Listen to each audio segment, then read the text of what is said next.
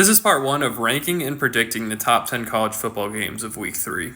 At number 10, we have a Friday night battle between Colorado and Houston. Heading into the season, Colorado was one of my most overrated teams, and Houston was one of my most underrated teams. And this game has a chance to prove both of those. I think Houston is, like I said, really underrated. I think Willie Fritz will do a great job really leading Houston back into relevancy in year 2. And I think Houston makes a statement in this game. I think they beat Colorado 27-15. At number 9, we have Minnesota at Cal on Saturday night. This is a battle of two teams that are like middle of the pack in their power conferences, and so this will be really interesting to see who can kind of gain momentum heading into the season, maybe make a run in their conference. But I have Cal winning a really close game here just because of the home field advantage and the travel that Minnesota has to go through. I think Minnesota will be a little better this season, but I do have Cal winning this game. They've played pretty well the first couple games too.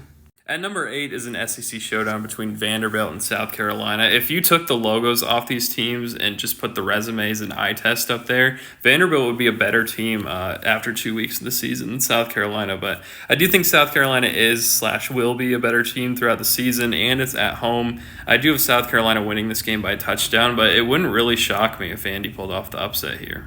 At number 7, we have Duke at Tulane. If we were just basing this on how excited I am to watch these games, this game might be like top 3 to 5 because you have Darian Mensah, who Duke poached, quote unquote, from Tulane after having a really good season last year, going back to the Greenway Stadium and playing Tulane, who's looked really good so far. Already blew out Northwestern earlier this year. This spread is basically a pick 'em. I'm 50-50 on this game, but I think because of the revenge factor and being at home, I think Tulane gets it done. At number 6, we have Pitt at West Virginia. The backyard brawl never disappoints. I mean, this game's always amazing, usually pretty high scoring, but I'm not super high on either of these teams, and so if it wasn't a rivalry, it wouldn't even be top 10, but got to put the backyard brawl on here. And I do think Pitt's a better team than West Virginia, so I do have them winning, but because of the rivalry factor and West Virginia being at home, it wouldn't surprise me if the Mountaineers won. Part 2 is up on my page already. I'm just splitting it up for timing purposes.